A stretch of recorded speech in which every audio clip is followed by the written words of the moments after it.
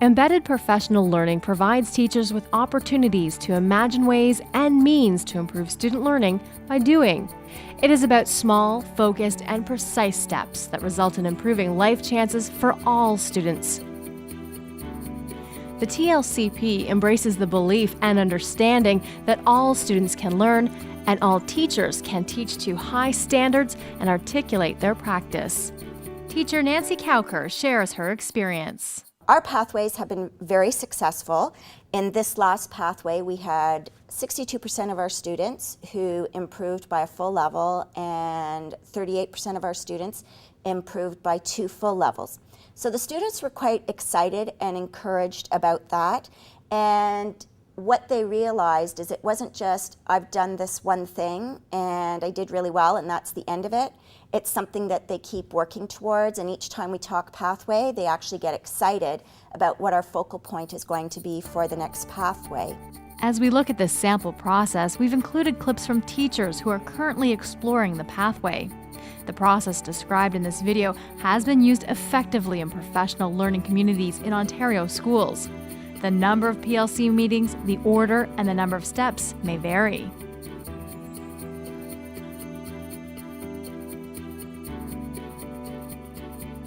Gather evidence. What evidence of student achievement do we currently have? Determine area of greatest need. What does our evidence of student achievement tell us?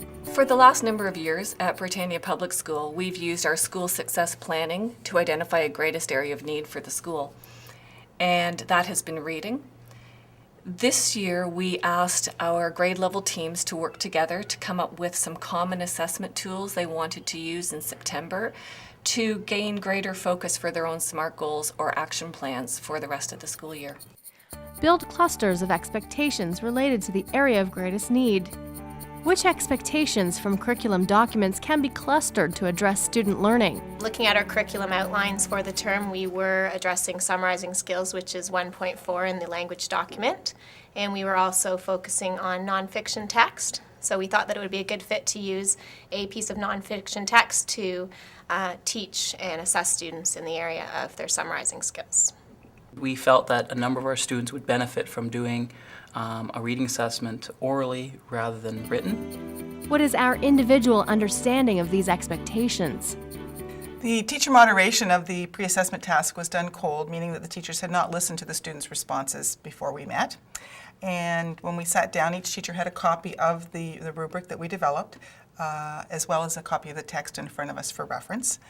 And the teachers initially brought a tape that they felt would be a level 3, just based on their knowledge of that student's work in class, and just to try to get a set a baseline. But it was really interesting when we listened to the tapes, the first tape, we realized that we actually needed to do the task ourselves before we could really assess it appropriately. And so we did that. We individually completed the task, and then we actually discussed the criteria that we were using to assess the summary. Review current practice. What is our current practice in relation to our students' area of greatest need? What does research literature tell us in relation to the area of greatest need? Data that was collected in our school showed that we needed to do some focusing on inferencing and making connections. And at our recent meeting for planning, we looked at extending that to making judgments and supporting opinions, and also using an appropriate voice in our writing. Now in our school, we're also doing a lot of work around citizenship and rights and responsibilities.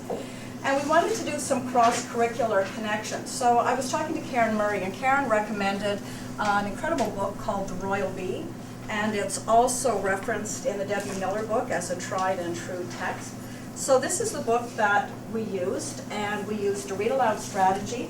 It's written by Francis and Ginger Park, and it's about a young boy in late 19th century Korea, and his name is Song Ho, and Song Ho wants nothing more than to go to school and get an education. But because he is not from a privileged background, he's not allowed that right. So he listens at the door of the school and tries to get an education that way. Eventually, the master of the school takes pity on him, breaks the rule, and invites him in. So before we read through the story and got to the question that the students were going to respond to, One of the classes, we looked at hope and what is hope. And they came up with the definition that hope is like a wish or a dream, and dreams for them were. And then they shared what their hopes and dreams were. And a lot of their hopes and dreams, surprisingly enough, did not include Xbox or Game Boy, but health for their families, and to be in the same classroom with their friends throughout the rest of their academic life. Getting a good education came up as well, and then someone said everyone should have hope. With another class, we were looking specifically at rights and responsibilities and the UN Rights of the Child and principle number 7, which is the right to receive an education. And the students in that class talked about why education is important and having knowledge, being able to communicate with other people, and one student even wrote so that he could help his children with their homework. So they had accessed a lot of prior knowledge about hope and about rights, and then we read the story. And Song Ho, when he finally gets to go to school, is an excellent scholar, and he is chosen by his school to represent the school at the Royal Bee, which is a contest of knowledge. And at this Royal Bee, it comes down to Song Ho and another student. And they are tied. Every question, they know the answer. And finally, the governor says, there is only one way to decide the winner of the Royal Bee. Each of you must answer this question. What does winning the Royal Bee mean to you? And Song Ho answers, my mother works in the fields every day from dusk till dawn, knowing in her heart there is no hope for people like us. Then Master Min took me in and broke the honored rule. He let a Sang Min boy like me attend the So Dang school. He taught me how to read and write, and I am at the Royal Bee. The gift of hope has now been won for my poor mother and me. And at this point, we stopped reading, and the students were asked to answer the following question. Song Ho tells the governor that learning to read and write has been a gift of hope for himself and his mother. Why might Song Ho value this gift so highly? Use information from the text and your own ideas to support your answer. And we had our rubric. The students knew what was expected. And now I have 3 students who wrote excellent responses to this question, and they're going to share. Design classroom assessments. What should students know, do, and understand at the end of the pathway? Develop criteria that reflect what successful student work would look like in relation to the cluster of expectations selected. Develop a rubric. We needed a rubric to base our assessment on, so we looked at the ministry documents and some of the ones that publishers have put out. But none of the existing resources on summarizing really, we felt, met our needs, so we felt we had to write our own.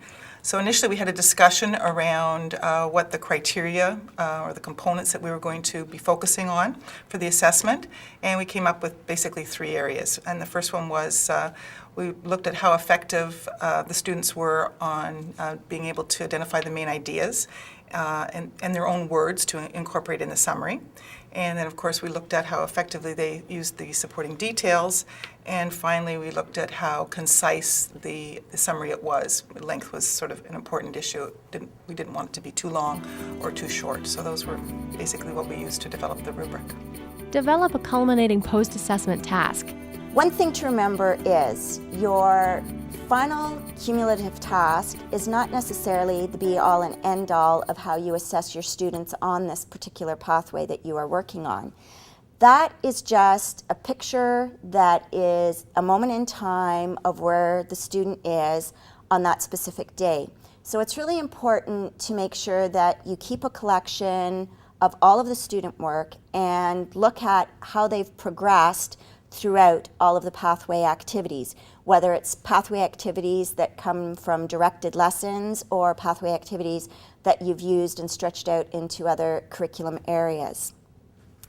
As far as successes, with my class, we have been celebrating our successes. We have completed this as our 3rd pathway, And the students are very, very encouraged to be able to celebrate. They get very excited, and it keeps them, let's say, enthusiastic about the next pathway and continuing to use what we've learned and stretch even further. Build a class data wall.